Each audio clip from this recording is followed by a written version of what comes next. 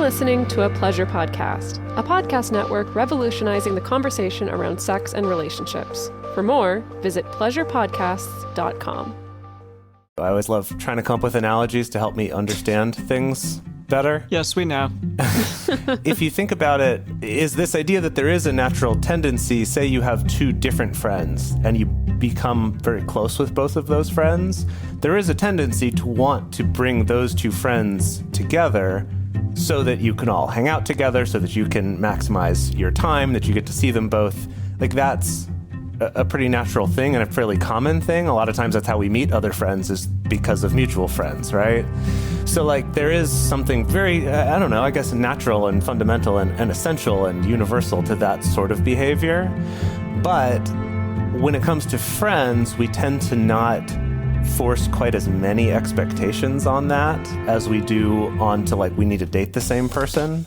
Welcome to the Multiamory podcast. I'm Jace. I'm Emily. And I'm Dedeker. We believe in looking to the future of relationships, not maintaining the status quo of the past. So whether you're monogamous, polyamorous, swinging, casually dating, or if you just do relationships differently, we see you and we're here for you.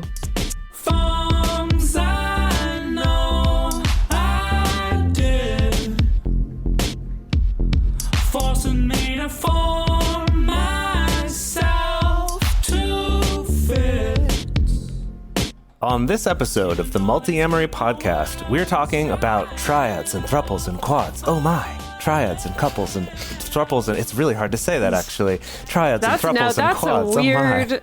A very weird version of Wizard of Oz if we just extrapolate that whole storyline out. Well, then they would be in a quad, right? Beforehand, Obviously. It would have been a triad between the three gentlemen, and then and now they're a quad with Dorothy. Yeah, Dorothy adds a quad.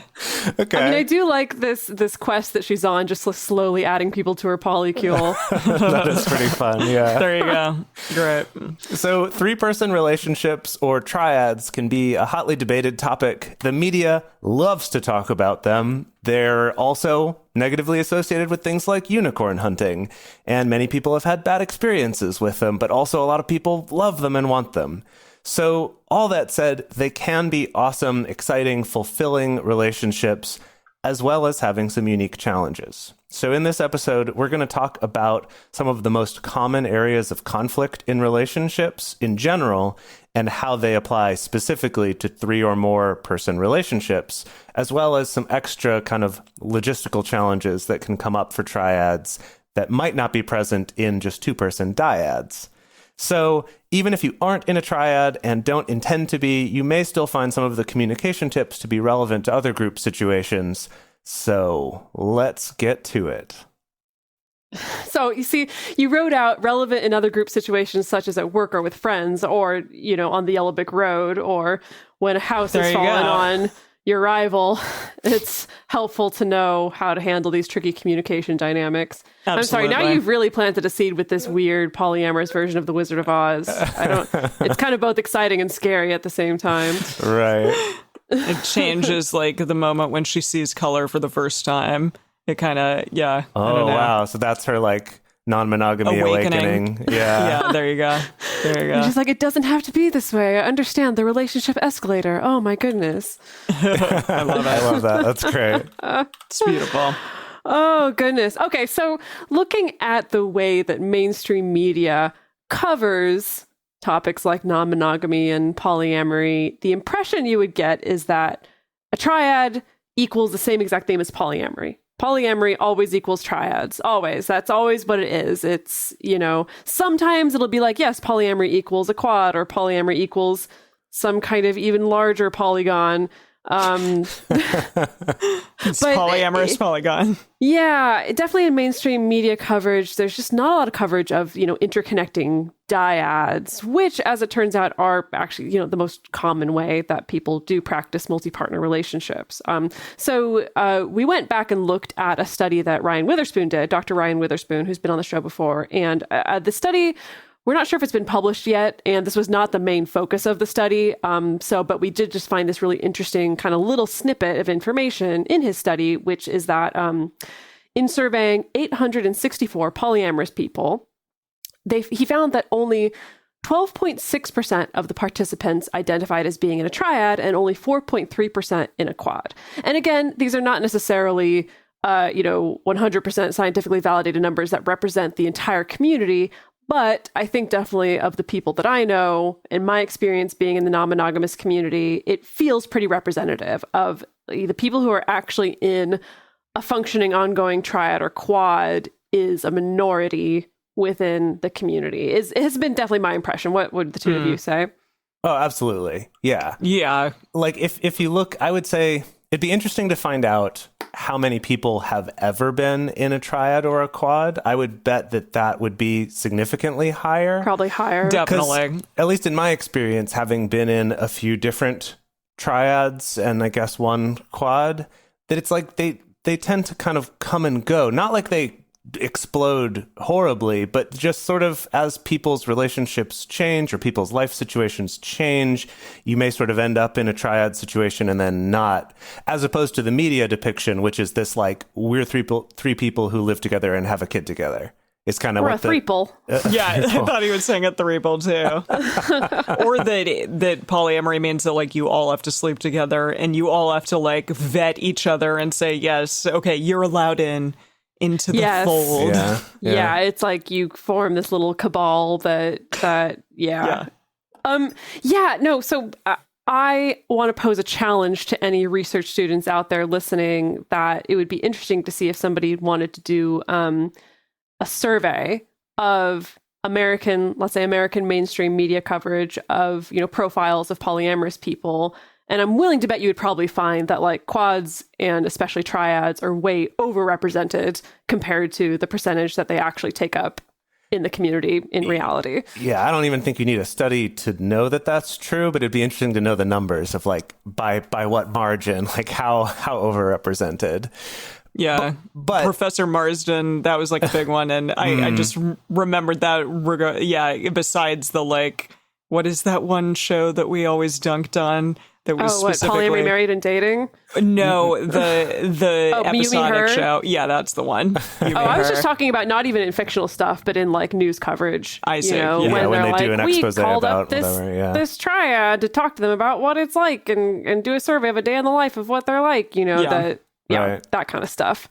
Yeah, and so part of the reason though why we wanted to do this episode is that like we still believe that kind of the fundamental building block of human relationships are one-on-one relationships.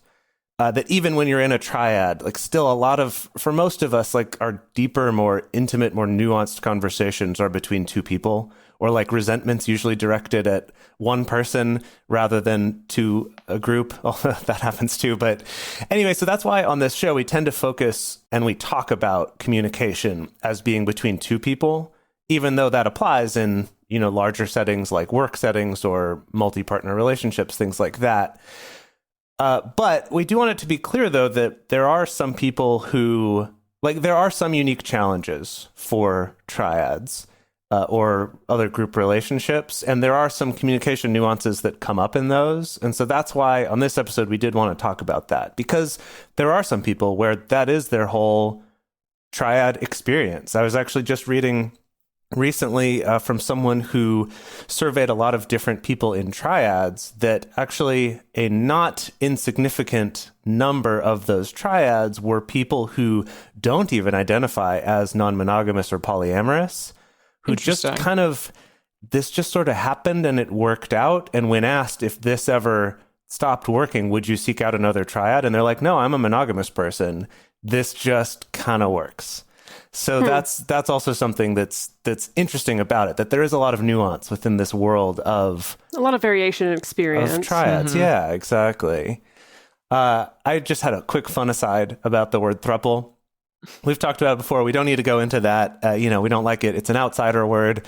Whatever. If you want to use it, though, it's fine. But in looking into it, I did want to look into the origins of the word couple.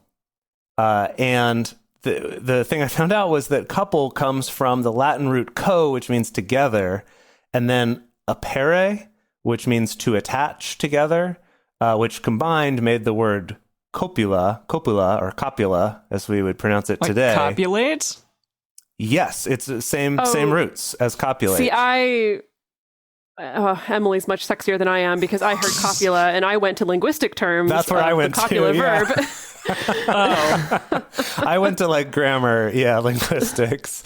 But also copulate is from the same roots. Exactly. And then couple ended up coming out of that. So technically it just means like bonded together or tied together and doesn't in itself specify just two. Although obviously in modern English, that's what it means. But I just thought that was fun that this came out of a discussion I saw online about the word dialogue. Like if you had a 3-person conversation, would it be a trialogue? And the response is, cute. Yeah. And the response is basically being like, the die in dialogue doesn't mean two. So no. And this What is another does the die in situation. dialogue mean? I think it means like a through conversation or something like that. I forget what it was. I can. Now Dedeker's looking it up. We're all looking it up. Yeah. Yeah, through to speak through is or to see. dia is through and Log. Fascinating. legain means to speak. Right. So it's okay. So it's not the same die as in dyad. Right. Exactly. two It's people. dia instead of Wow. the die. Yeah. So it's a Who different. knew? Yeah. Very Who cool. knew? Yeah, Yep. well done for looking that up. So yeah, even though triads are not necessarily like the main thing that we actually see in polyamorous life, we see usually like interconnecting dyads. It still is a thing that's out there, a thing that we wanted to discuss today, and they can be awesome. We personally have been in relationships that are triad relationships, but they can look a ton of different ways in terms of gender identity, living structure. It can be everything from 3 men who all live together and they raise kids together to maybe a non-binary couple who live together and they both have the same partner and that partner comes over and they spend the night together, or 3 solo poly individuals that maybe all date each other and then they occasionally all sleep together. But they don't live together, maybe. Right. Yeah. It can really cover a whole range. Absolutely. Yeah. And there is this kind of media emphasis on triads, as we said before, and this like similarity to like a couple plus another person. And so that is kind of a trope that we've seen in media, but then also in people who are new to non-monogamy, that they're going to like try to seek out finding a partner together and forcing this triad to happen, even though perhaps one or more of those people don't want to be in a triad. Yeah, it's definitely this weird thing of like, I think because triads end up getting a little bit overrepresented and also a little bit fetishized for sure. Yeah. I think Yeah. in media, I mean, especially the classic, Male, man female, with female. 2 women. Yeah. Yeah, man with 2 bisexual women is just so fetishized, has been for so long. And it does become almost the way that I think about it is that triads seem like they're like the gateway drug into polyamory or non-monogamy. Usually for a couple, it's like this idea of like, okay, if we can find our unicorn or find our third, that's kind of the closest, safest feeling thing that is the transition into potentially being non-monogamous. Well, and a lot of people who are new to polyamory will try to date the same person. So maybe they're not like classifying themselves as a triad, but they're like, okay, well, you get to date her and so do I. And maybe we'll get to have sex all together and that'll be really fun. But yeah, and that also somehow feels safer for them. Right. It's like But- somehow less threatening that way. And so I Exactly. think a lot of people will try so hard to find this thing and ironically make their sort of journey into polyamory and non-monogamy much more difficult because they're focusing on such a narrow version of what that can look like as opposed to kind of the whole broad spectrum of how non-monogamy can look. Yeah, I've definitely seen that for some people who end up in a little bit of maybe like a messy metamor situation, or they're having trouble kind of juggling the complex needs of having multiple partners. Some people thinking like this would be a lot easier if I could just get my other partners together, just kind of close the loop as it were. And then we can do everything together. Then it's super easy. Then we can do dates together and sex together and cooking together. And then it's like, I get to, maximize my time and maximize my efficiency by making everybody be in this relationship together. And sure, while that does work out sometimes, usually it doesn't. Usually this kind of like orchestrating of kind of trying to, I don't know, force this group of people to be together, I've seen tends to lead to a lot of resentment.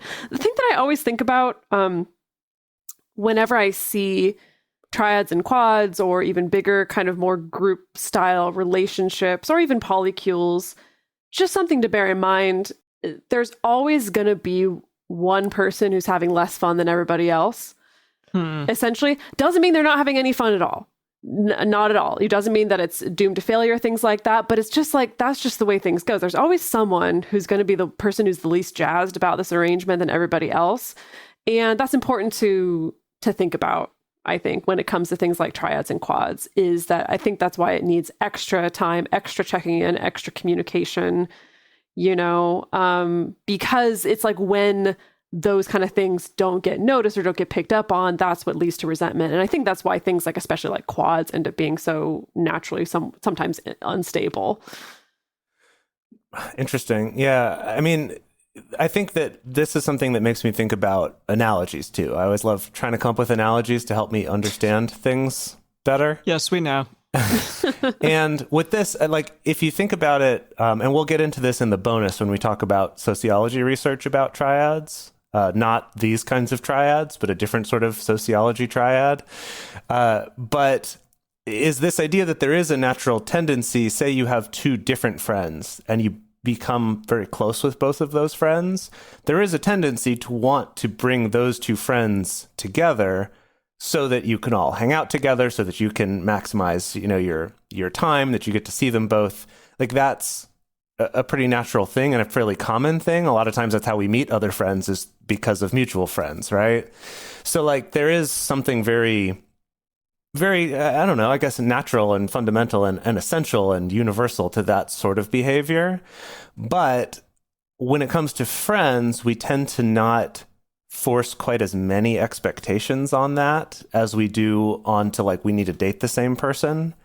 Right. So it's interesting. And again, we'll talk about this more in the bonus, but like in sociology terms, what we in polyamory would call a V, where two people are dating the same person and maybe they chat every now and then, or they, talk to each other. In sociology terms, that is a triad, that there is a connection there. Really?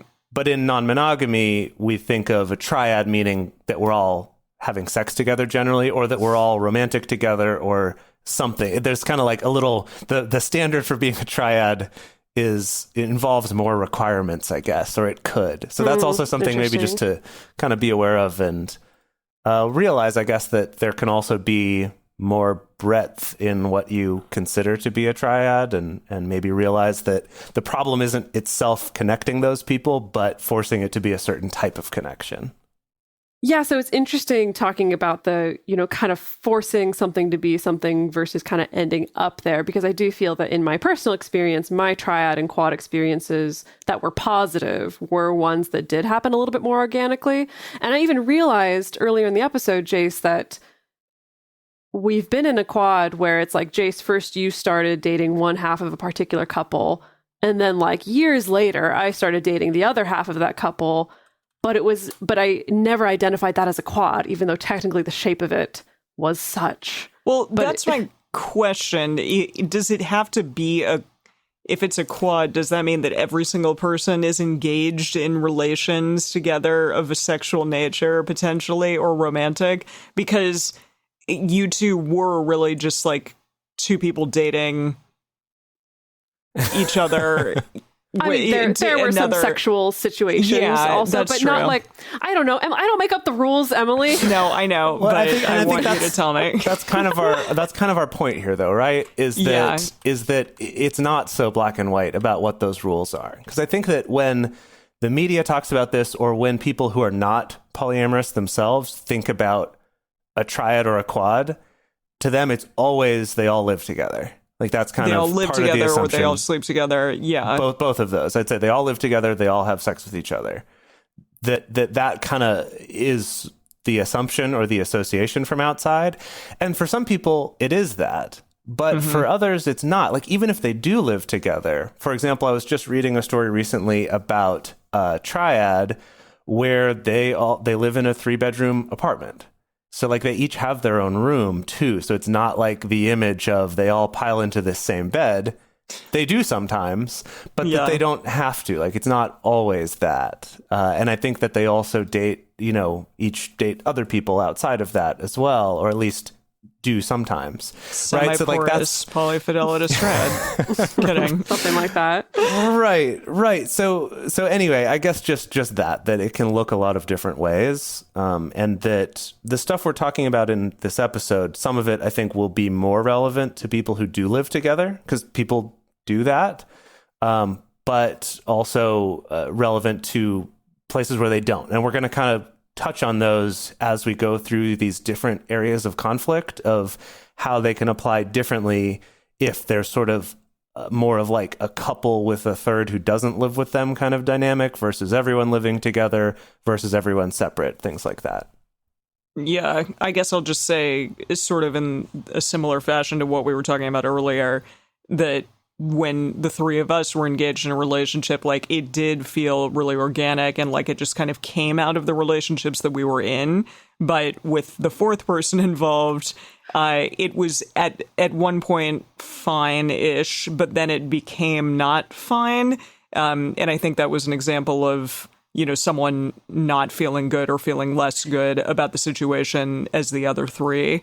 And that's just kind of interesting. And that did feel perhaps a little bit more forced than just the organic relationship between the three of us. Yeah. So like in our history, it was started out as a quad that then kind of collapsed into a triad for a little while. And yeah, I definitely think about that I think is definitely an example of how sometimes just group dynamics can create weird power dynamics. Yeah, it definitely did. With any kind of structure, whether that's a triad or a quad or larger or things like that, or even just a polycule that's not necessarily all co-connected or co-mingled, that there can definitely be a sense of, oh, but like everyone else in the group wants to do X, Y, and Z, and I don't feel like I have a choice, or I don't feel empowered to speak up, or I'm just going to hold on to it and be resentful.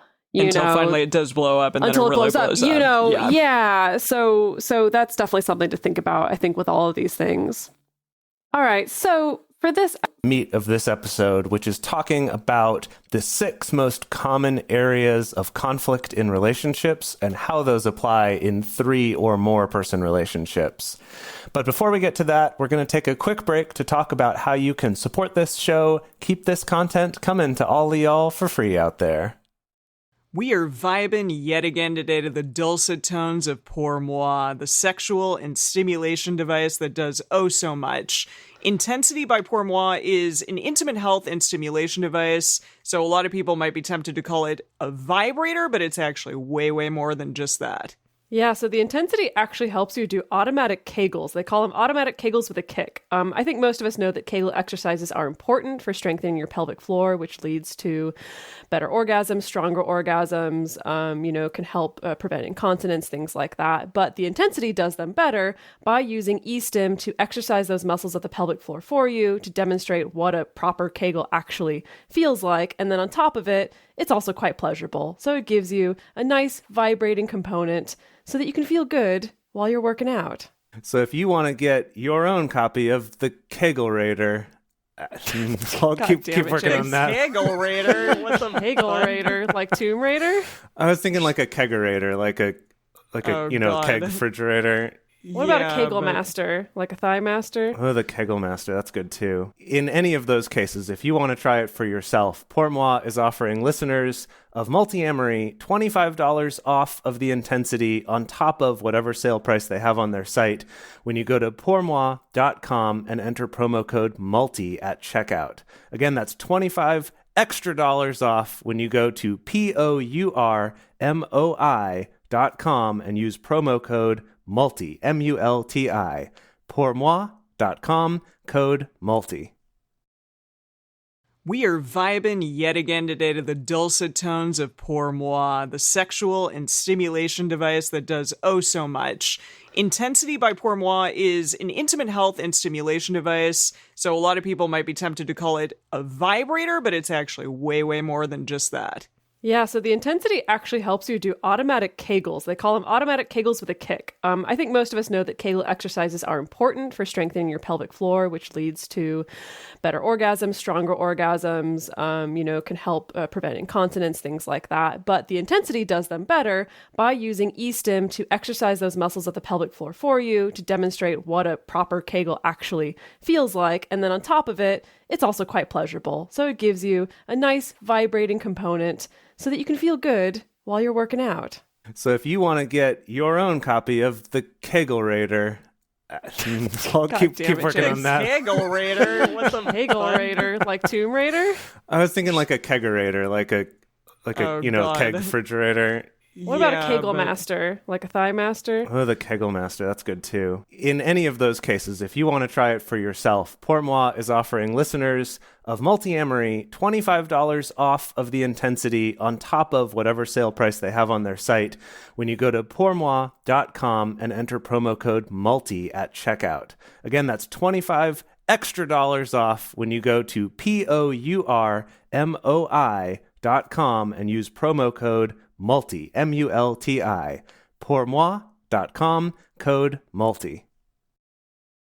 Since the beginning of this show, it's been really important to us to make these resources and this information available to as many people as possible.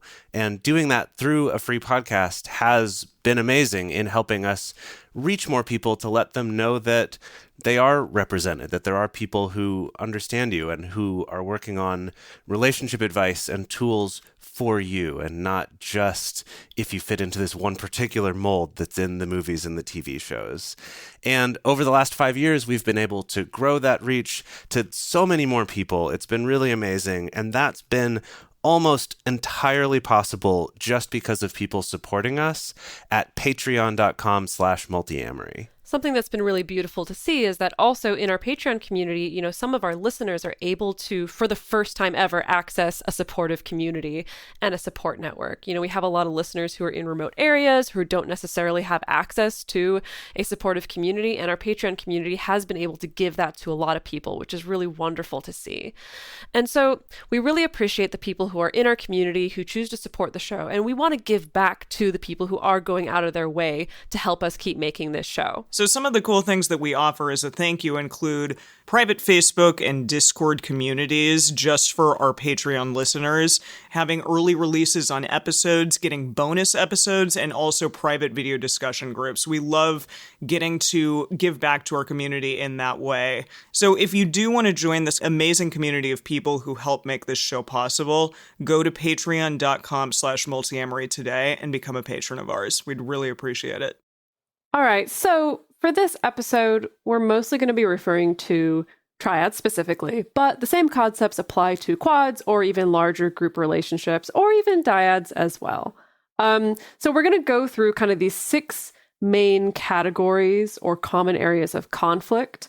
Once we get past 4 people with some of these conversations, the conversational dynamic can change quite a bit, understandably. There is a reason why quite naturally groups larger than 4 at social gatherings almost always split off into smaller conversations, unless it's some kind of structured discussion format. That's why right now when you're having your Zoom birthday parties, it doesn't feel like a real party because you can't break off. You all have to look at each other. You all have to be in this really weird annoying 12-person conversation at the same time, and you can't break off into tinier groups to have conversations. So that's part of why things feel odd. Yeah. That's only one of the reasons why things feel odd, but yes, that definitely is one of them. All right, so let's get into these 6 main categories of disagreement. This is identified by a Pew Research study, which is all about the reasons for disagreement in romantic relationships scale, or RDRRS.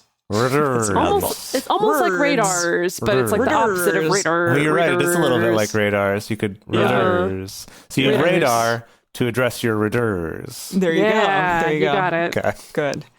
So I'm going to quickly point out the 6, and then we're going to get into each of them specifically. So the first one is going to be inadequate attention or affection. The second, jealousy and infidelity. The third, chores and responsibilities. Oh boy, we had a whole episode about that one. Yeah. Sex is number 4.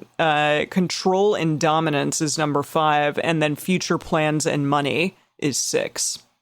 So let's go into the first one. All right, so inadequate attention or affection. So something that can happen in any relationship, but definitely polyamorous ones. Not showing enough love or affection, having lack of communication, and then one person maybe not paying enough attention to another person. So these can really be enhanced by comparisons made to other people in the relationship. Maybe your partner is dating someone new and you feel like there are comparisons being made between the two of you, whether or not those are internal comparisons or external comparisons. You could be feeling like your partner is more distant from you, or like you're losing both people in the relationship if you are in a triad, or that you're the third wheel. That's a tough one, especially in a triad relationship. And if there is a couple and like a couple plus a third dynamic, then you really definitely need to be careful about this one, both about maybe neglecting the new person or about being so excited, having so much NRE for the new person that you're not focusing on the existing relationship. Yeah, that one's interesting because it can go either way there. Absolutely. Yeah. I think it's worth mentioning that this study that came up with these 6 categories for disagreements these were with married couples, with heterosexual married couples is what this studied. So that's just kind of, we're using this as like a jumping off point and looking at how these things can change when you're non-monogamous and specifically when you're in a triad or a quad. So I think it's like this idea of not having adequate attention or affection affects all relationships. That's a fairly universal thing. But like within triads, there's these little nuances for how that can show up, or extra, I guess, traps for how that might show up, and you might not be aware of it, especially with like NRE being involved, right? Because it's messing with all your brain chemicals. Yeah. So within this kind of category, not being appreciated is another thing that can happen. And again, this is a big issue if there is this kind of couple, like established couple, that adds a third dynamic that's happening here. And it is really important to address things like this before they become a big systemic issue within your relationship. And something like radar that we've talked about ad nauseum on our show, but it's great. Go back to episode 147 to learn all about radar again. That's a really good way to kind of address this issue before it becomes blown up and out of control. Yeah, I've definitely, in my work, I've come across a surprisingly number of clients who are a third, or even seek out being a third, or like want to date a couple and stuff like that. And maybe I'm just kind of biased by the people that end up coming to me, but it's like I see thirds often do a lot of emotional labor for the couples that they date. A lot, a lot of being really intentional of like, okay, I'm going to make sure everyone gets a relatively equal feeling amount of attention and communication. I'm going to try to be really intentional, and I'm going to try to, if they're having issues, I'm going to try to give them space and be understanding, or I'm going to help them talk through things. And I mean, not that that's a bad thing, but it is something that if this is something that's like not acknowledged, or it doesn't feel like there's a relatively equal exchange of emotional labor, that can lead to resentment for sure. And I think definitely falls into this category of feeling like there's not enough affection or not enough appreciation. Yeah. So that leads us into the next category of conflict in this Reuter's scale, which is jealousy and infidelity. So in traditionally monogamous relationships, this could include things like talking to an ex-partner, feeling possessive, feeling jealous of what happened in past relationships. For non-monogamous relationships, the jealousy is more likely to show up earlier on, often between other members of the triad. I've definitely seen that as a triad's kind of getting settled and trying to figure out how they work, in kind of that unknown phase of not being sure how these relationships are all going to play out, because of course it's like we all know that it's probably unlikely that it's going to be just like perfectly equal amounts of like attention and affection and attachment between all 3 legs of the triangle, but it's that kind of early phase of figuring that out, that can definitely bring up a lot of feelings of jealousy of who's getting more attention, who's getting more affection, who's, it goes so hand in hand with that first item on the scale about also feeling a lack of affection and things like that.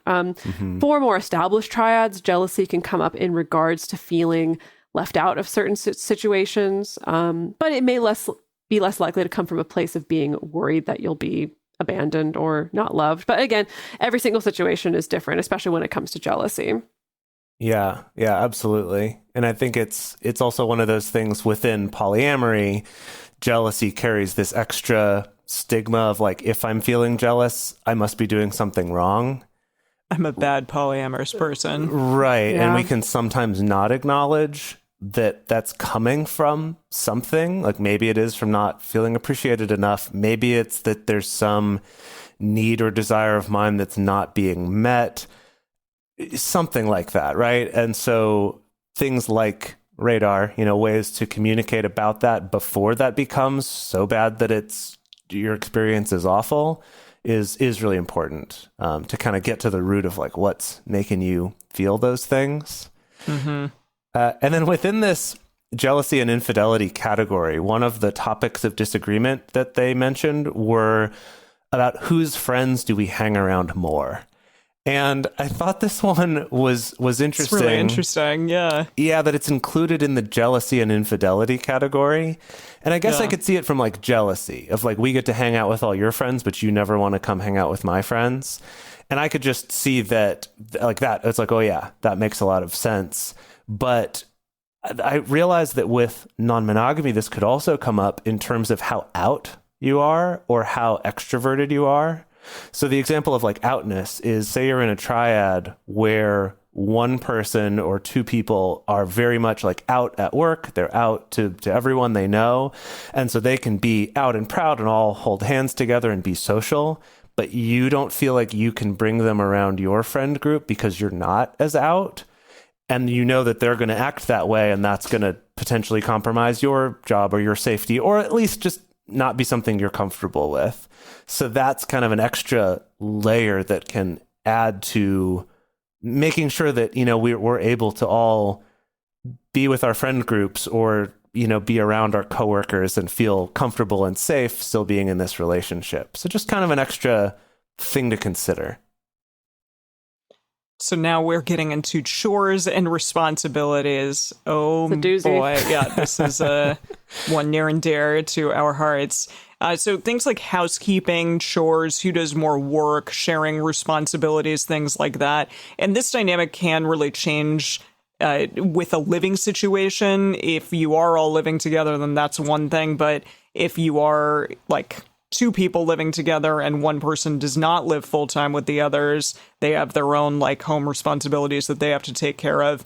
It's probably unfair to have them try to come in and like need to share equal responsibility with everyone else. Right, and like equal responsibility in your house while also having their own house. Yeah. Yeah, so communication is a really big thing here with anyone involved in any sort of chore dynamic. And we did have an episode fairly recently on this, so go back and listen to that for sure. But childcare, that's a big thing. There are these like typical sort of unicorn hunting situations where the third is exploited for free childcare. And that is a shitty situation to get in. That's a shitty situation to put someone else in. And it doesn't happen all the time, but if it is happening, if you're seeing that happening within your relationship, then maybe think about that. Maybe sit there and have a long, hard think. Yeah, I've definitely seen some couples erring on the side of unicorn hunting. I think sometimes out of a place of desperation of like having another adult would be great, just Interesting. Yeah. just in general, which is true. It is true. But yeah, I think this dynamic definitely really changes depending on what your living situation is going to be. And really important to talk about this stuff, I think, even before y'all live together. Oh, yeah. Yeah, what the expectations are, and just establishing good communication from the beginning is really vital to a healthy relationship in general. But it can hopefully help sort of get these big, hard decisions and talks out of the way. And so, okay, another thing that goes sort of in the responsibility category rather than the chore category is things like not showing up when one is supposed to, or being on time, or being flaky, things like that. This is more related to the responsibility category. And we talked about this as a common example of a reoccurring fight that may happen in our episode 234. Wow, that's amazing how long ago that was, which was Repair Shop, our Repair Shop episode. So go back and check that out. But not everybody is going to be punctual. There's not just one right way of being on time, or, being timely in general maybe isn't necessarily like better than sort of going with the flow and being spontaneous and enjoying yourself. But, if you do have big differences between yourself and your partner or partners, then that is something to think about, something to talk about with them. Because if it is very, very important to another person that, like, hey, you follow through with your commitments, you show up on time to things, or that we can all like go to something together and that I'll know that you're going to be there or be on time, then yeah, that's yet another thing to have to talk about and communicate about. I actually think that there's an interesting dynamic that can happen with 3-person groups. And I'm thinking specifically of, we have a lot of experience figuring out how to communicate with 3 people together about, that's true, communicating very frequently about things that involve our money and our time and our commitments. And even if we're not all in a romantic or sexual relationship, that like we do have a lot of experience in that way. And I actually think that there's certain things, like when a triad is functioning well, especially if it's kind of stabilized, that there's actually a lot of these problems that I think a triad can help with. And so something like this with like timeliness, where if it's just you and one other person and they're always late and that really irks you, that can be a recurring fight, like we talked about before in the episode 234. But if there's 3 people and there's one person who's always late, there can sometimes be this sense of, hey, we're the 2 who are on time. So, okay, well, they're going to be late, but like we're here to kind of support each other in that. So it's less like I'm here alone fuming that I'm frustrated about that. So anyway, there's just kind of some interesting dynamics that can change those things. Or if there's the one person who's always like 15 minutes early, like to them, that's on time, that of the other 2, they might help each other to be like, hey, we got to remember that they're always 15 minutes early. So let's go be sure. And be sure that we do that too, to try to not have them feeling alone. Yeah, I have to say, and again, I want to zoom this out and take this out of just the realm of timeliness or not, because it applies to so many other things. But I do think I can't tell the number of times that I've said to Jace, like, thank God there's 3 of us on this podcast. Oh, yeah. Thank God there's 3 of us, making these decisions. It makes it hard, of course, when you add more people to a decision-making process, that decision-making process tends to then expand accordingly. But I don't know. I do feel there really is something kind of magical sometimes about having 3 people making decisions or figuring these things out or running a business in this way, or could be running a household or figuring out parenting or stuff like that. That again, it's like if there's no toxic dynamics there and we figured out a way that works for us, that it really can help, I think, prevent a lot of certain kind of cyclical recurring dynamics that may happen between couples with particular conversations, just having kind of like 3 different perspectives, even though it can make things a little bit more complex. I think in my experience, at least when it comes to like running a podcast or running this business, I think has really, really helped us immensely. Yeah. I agree. Well done, us. well done. Yeah. And it's actually, what's funny is researching this episode and thinking about the 3 of us and stuff has kind of made me think more about like, gosh, triad relationship actually sounds amazing. Again, assuming that it's functioning well and that people are comfortable with it and that it has some like flexibility to it, that it's not trying to like rigidly be one thing. But when I think about how over the years of doing this show, how often like one of the 3 of us will either be super overwhelmed or feeling just like depressed and down and hard on ourselves, or is like letting criticism get to them or whatever, and that the other 2 are there to help, pick them up and support them or take on some extra burden because they're really overwhelmed, in a way that when it's just 2 people, that can be harder to do because there's just one of you trying to hold up the other. And I've had that experience with just one other person where we kind of take turns like dragging each other down, not intentionally, but you can get kind of caught in that cycle. And I find with 3, it's like you just have a little more leverage to kind of help each other out. Yeah, it is a magical number for sure. Okay. Category number 4, sex. Sex. I'm trying to make it a 2-syllable word. Sex. Sex. Add some H's in the middle there. Sex, yeah. Okay, so this includes things like, one person wanting sex more than someone else, or how frequent we have sex, or what types of sexual acts we do, things like that. So at its best, a triad involves could involve awesome group sex, as well as not always having to be in a group, and sort of a variety of sexual acts with your different partners, right? This could be anything from one partner having a much higher sex drive, and they could be then getting their needs met by the combined efforts of the 2 different partners, and each of those partners only have to have sex half as often as the one who wants to have it all the time, right? It could look something like that, or it could be about 2 of the people exploring a certain kink together that the other might dabble with a little bit, but isn't as into as the other 2. But what I'm getting at is not saying like a triad is good if everyone's having lots of sex. I don't mean that at all. But what I mean is when there's sort of freedom to get your sexual needs met, and that the triad is helping that, rather than being something that's like, gosh, I feel like I'm now forced to have sex twice as often because there's 2 people wanting it from me, right? Or now I'm forced to only have group sex. Exactly, yeah. That I don't get that one-on-one intimacy that I also like, yeah. And I will say, as fun as group sex is, everyone reaches a point of being sick of it. Maybe that's true. Maybe that's a controversial opinion. That's a controversial opinion. I've just seen and also experienced that it's fun. Threesomes are fun. Moresomes are fun. Orgies are fun. But if that's the only thing you get access to in a particular relationship at a certain point, it gets just a little exhausting and dehydrating. Yeah, really. Dehydrating. Love it. Yeah, I mean, but definitely, I think because there is this it's like in a triad, there's inherently that kind of wide range of options that could be boiled down to either just having the opportunity for group sex, everybody together, or having one-on-one sex with multiple people.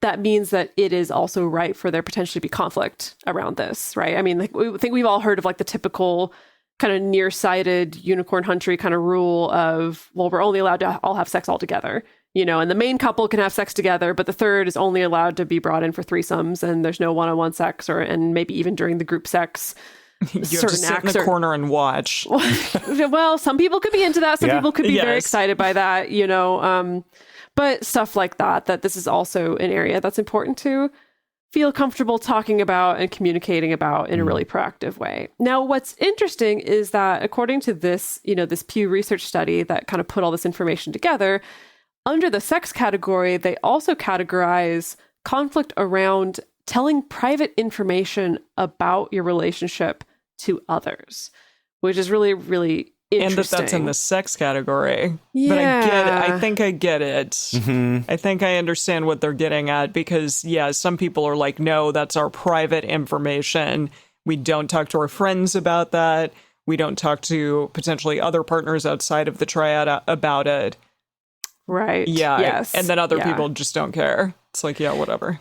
Yeah. So, I mean, I think that this is a common area of conflict, especially if all 3 people in a triad don't live together and maybe 2 of them do live together, like the classic kind of T-shaped relationship and an established couple that lives together and then a third. When people complain about couple privilege, this is often one of the examples. It's assumed that the established couple, they can share everything with each other. They can keep each other, but also they can insulate their relationship to be a little bit more secret, and kind of keep the third always on the outside. But any information about the third that comes in gets to be shared between the 2 of them. Or an established partner might think that they're free to share anything about their life together with whoever when one partner doesn't feel okay with that. I mean, this is also related to conflict around outness and just who feels comfortable talking about the status of the relationship or what kind of sex they have or how often or when or things like that. I feel like this also starts to get into the territory of, I know there's always kind of an ongoing discussion around disclosing sexual health status, and always, I think, some discussion and controversy around what's the happy medium between protecting someone's privacy and protecting someone's privacy about their health, while at the same time being able to convey enough information so people can make informed decisions to protect their health as well. I think it starts to get into that. Yeah. So it seems like with all of these, it's like something to not just assume you're all on the same page, and not just assume that it's going to stay the same. Yeah. Right. But have very explicit communication about it. And if that communication changes, or if you're like, hey, actually, I'm not comfortable with this, that you speak about that. Right. Yeah. So having something regularly to check in on that, because it might be something where... Like a radar. Like a radar. Yeah, exactly. Because it might be something you're not comfortable with at one point, and then you become more comfortable, so that's good to address, or the opposite, right? Yeah. Okay, next category, number 5, is control and dominance. Whoa. So, yeah, what an odd. I was not expecting that to be a category, but I get it. Well, it feels like control and dominance. That feels like that's a big umbrella category around all of these things. Of like, if someone's trying to dominate and impose their will and what they want for any of these categories, that's going to be an issue, right? Yeah, like we often refer to it as like power imbalances or power dynamics. I think that's kind of what they're going for with this. So in their study, this included disagreements over things like who's in control and just dominance in general. And one of the things they put in there is about what to wear, which I was like, whoa. What? Whoa. Like saying like, I like you in this, or I like you looking a certain way, or right. what? Or like, I don't want you wearing that type of thing. Or you're embarrassing to me if you go out wearing that. Yeah. And I was just like, yikes, what if this wasn't a category for disagreement, but just a like deal breaker, people? Yeah. Now, of course, I do want to be clear, when we're talking about control and dominance, we're not talking about that within the context of, not in a consensually sexy way. Right. We're not talking about that sort of thing, because these can all be dynamics in that. But more if these are part of your normal life. And so with the what to wear thing, I was like, okay, that just seems really extreme. I'm like, what are you talking about? And I think that maybe the closest analog would be about outness and PDA and things like that. That it's not so much about like, I'm going to control how you are, but more, I might have a certain way of being and going about relationships that you might not be comfortable with. And am I the one who's, dominant and kind of imposing that like, we've got to have all this PDA, or that we can't ever, because that's the way I want it. And you're just accepting that, even though you're not as comfortable with it. So we'll talk about this a little bit with the sociology triad theory. But one thing it mentioned that some of the research talks about is this tendency within triads where if one person is more dominant, that the other two will sort of form a coalition to kind of empower themselves to balance that one who's more in power. And similarly, if there's one party of the three who's kind of weaker, socially or power-wise or however, right, that both of the people with more power will seek out coalitions with that person and again try to balance it. So this is again one of those places where I feel like the triad could actually be a really helpful thing for this kind of dynamic that you don't get in just a dyad.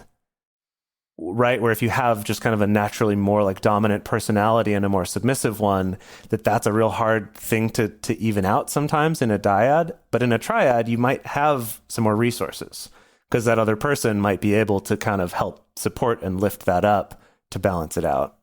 Yeah, I feel like that definitely comes up in our little emotional business running triad amongst the three of us, of like when some of us, myself, become a little too dominant and controlling and too attached to particular things that generally it's good to have the two of you that help balance that out. Well, and I think Jace is definitely the one who feels overwhelmed, I think, quite a lot, / is like, I'm taking on too much, and we're like, okay, let's help with that. And then I'm the one who like cries all the time, and so you help me with that. So Right, you cry, and yeah, we definitely rush in to comfort and yes, and to like lift up my cryingness. Yeah. So and I now feel like all you listeners know our dynamic. Yeah. Gosh, yeah. I think it all varies too, because there's times where each of the three of us has been just so overwhelmed or feeling down or whatever, and it can switch around, which is nice. Yeah. Yeah. It helps.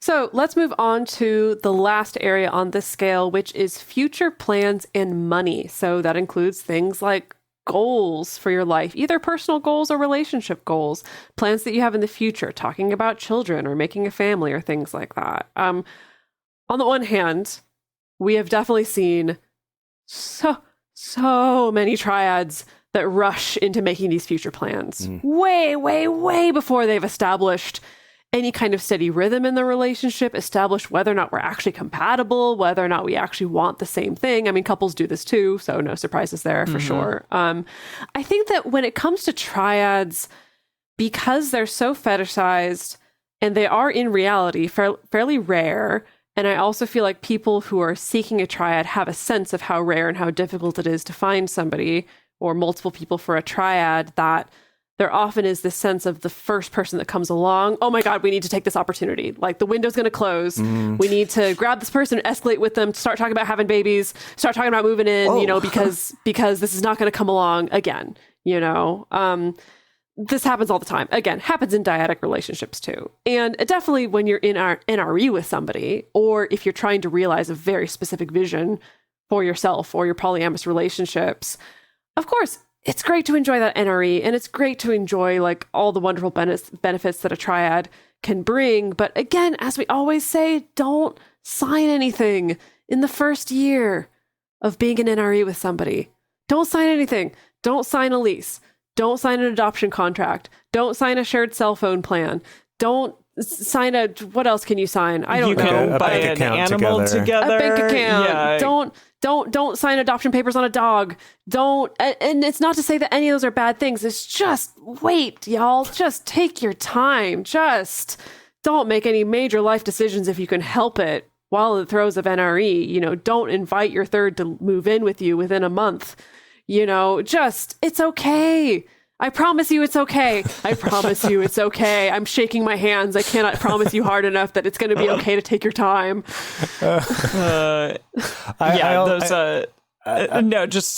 feelings have happened definitely, probably to all of us, or maybe Dedeker, you're like so pragmatic that you're like, this has never happened to me. I've never signed anything in the first year. No, she's done these. Jason and I moved in. So bad. I've been so bad at this. Of meeting each other. Yeah. So you like just barely squeaked in there. Just barely. But then we also got cats. I don't think I've ever done this with a triad. Although, did we start multiamory in the first year? Oh, yeah. No, we got real lucky on that. We got really lucky. But we didn't know. But we weren't like throwing down major money or getting into any kind of contracts. It was just like, let's record a podcast and have a talk. Like we were just like little baby podcasters. Yeah. Okay, so that's okay. Yeah, that's okay then. Right. We willed this thing to be what it is today. But definitely in my dyadic relationships in the past, I've been real bad about this. Mm-hmm. And it's not gone good. Yep. It has not gone good. Yep. Yeah. No.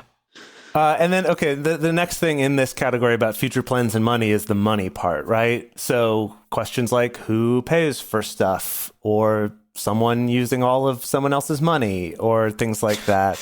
All of it. Yeah. So for this one, it really, and we talked about this in previous episodes about managing money as well, but just there's a lot to factor into this. It's not just make it all equal. It also depends on each person's earning potential and their life choices, as well as their like desired lifestyle and the cost of that. Like there's a lot of factors to go into this. So it's too much to try to cover all that again right now, but some good resources to look at for this are actually resources for roommates negotiating bills and expenses. Because a lot of the common conversations that might come up also would come up in that same situation, right? Where you're sharing the expenses for the place you live. So, just keep all that in mind. And then whenever possible, and I recommend this for dyads as well as triads or quads, is whenever possible, keep as much of your finances separate as possible. And I know this is a controversial opinion. A lot of people, or at least partly separate. At least partly separate.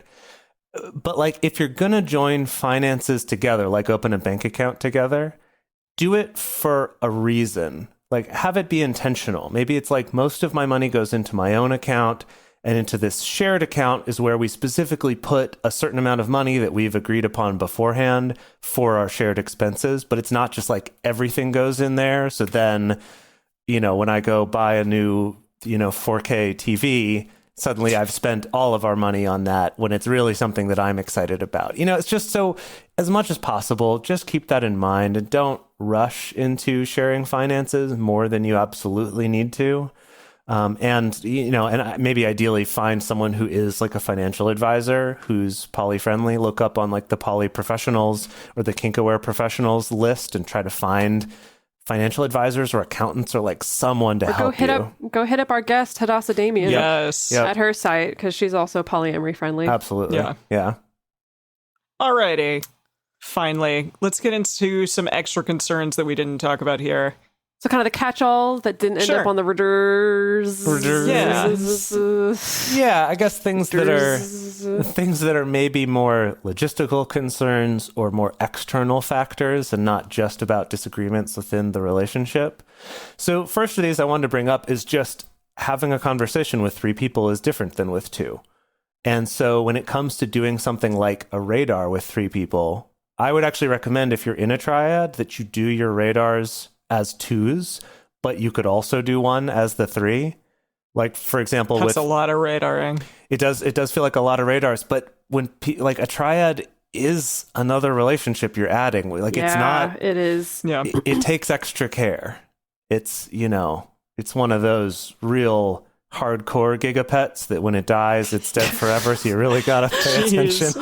Whoa, Chase. Gosh, talk about metaphors. Yeah. I was not expecting that. Wait, gigabits are like, when we were kids. Yeah. That's not a thing anymore. It's not a thing now. Yeah, Sorry for none your of the young kids 20-year-olds. think that's so silly. Yeah, 20-year-olds out there They're won't- not impressed by gigapets or won't hear that. Tamagotchis at all. Yeah, Yeah. no idea what that is. Okay, well, but I think, though, with things like a relationship check-in or a radar, at least the way that we've tried to design our formula, the radar, is to try to make it flexible enough that you could try something like, okay, we have kind of the big beefy radar, all 3 of us, where we stay very formal and we go through all of the different categories, especially if you're living together, we talk about all those things. And then maybe we have our little individual check-ins with each dyad that are maybe a little bit more informal or a little bit more casual, or vice versa. It could be we have these more structured check-in conversations with each of the dyads, and then we have a weekly ritual of Friday nights. We have dinner and just have a little general check-in,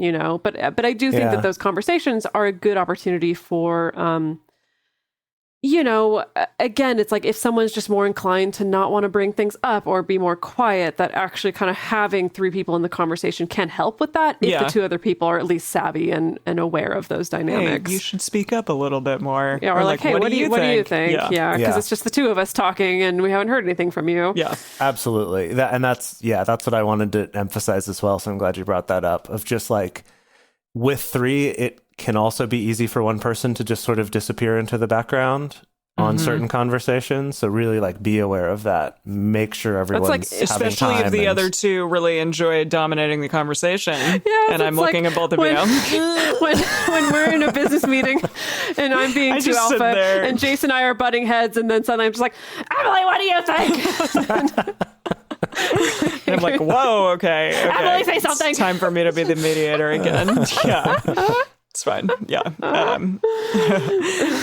Our last meeting went quite chill. It was good. It was great. Yeah. It was good. We've gotten a lot better over the years. Yeah. It's so much taken practice. 6 years, but here we are. Yeah. All right. The next one is traveling together or going on dates with all 3.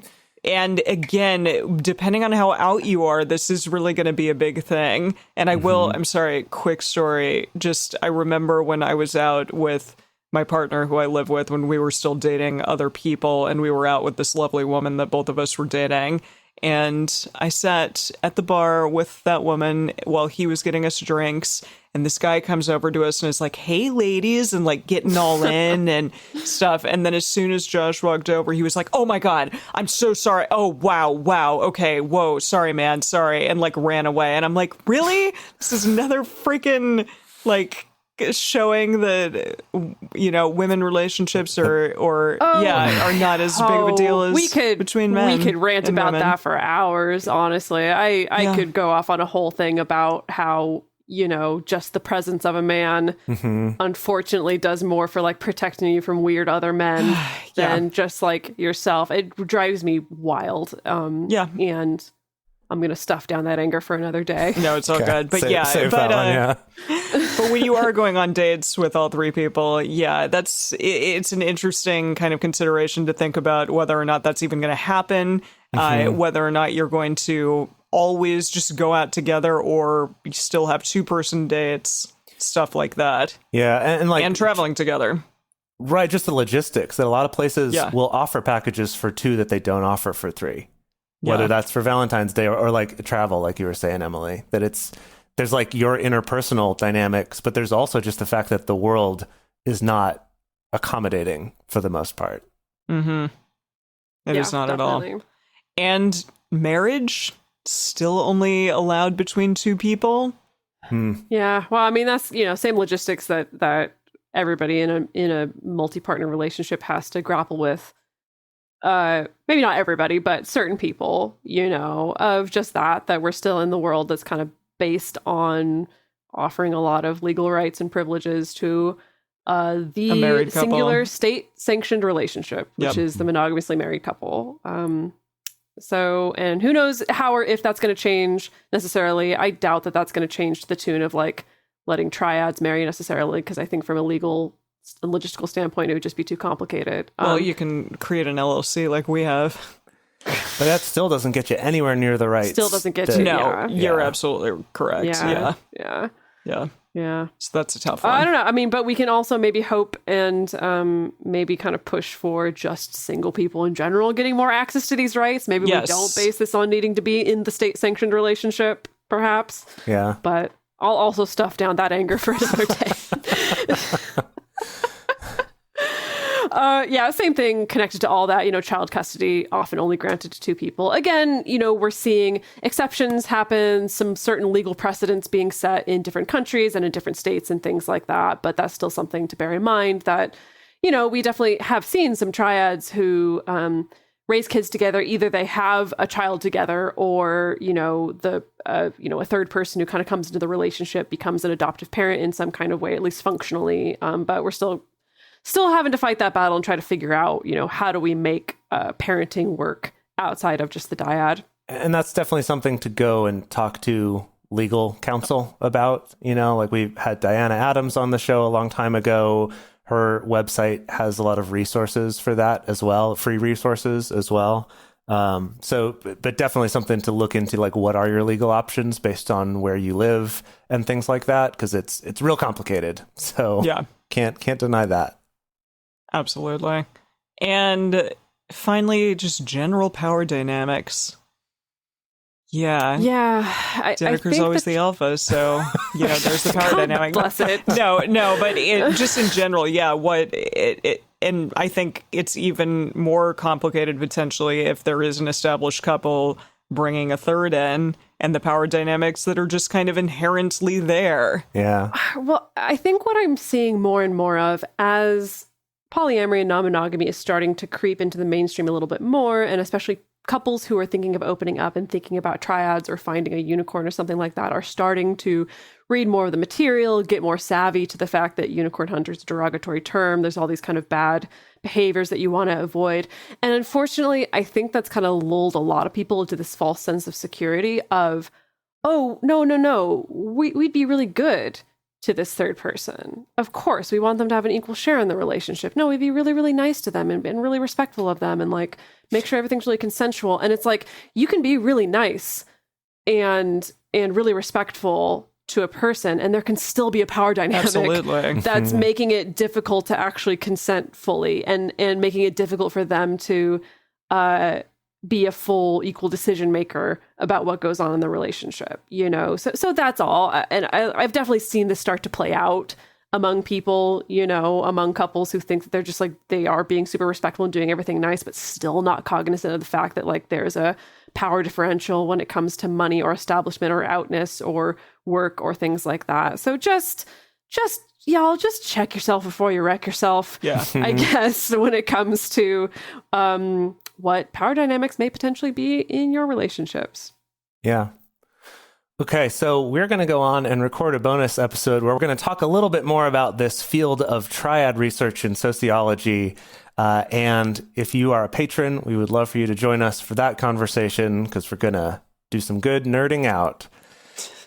And we're trying something new. On the day that this episode comes out, we're doing a poll on our Instagram because we want to know what experience our listeners, all of you, have had with triads. I'm just really curious about it. So we're going to do a poll on our Instagram story. You can check that out on our Instagram at Multiamory_podcast. The best place to share your thoughts about this episode and discuss with other listeners is in this episode's discussion thread in our private Facebook group or Discord chat. You can get access to these groups and join our exclusive community by going to patreon.com/multiamory. In addition, you can share with us publicly on Twitter, Facebook, or Instagram. And you can email us at info@multiamory.com. Multiamory is created and produced by Emily Matlack, Dedeker Winston, and me, Jace Lindgren. Our episodes are edited by Mauricio Balvanera. Our social media wizard is Will McMillan. Our production assistants are Rachel Shennework and Carson Collins. Our theme song is Forms I Know I Did by Josh and Anand from the Fractal Cave EP. The full transcript is available on this episode's page on multiamory.com.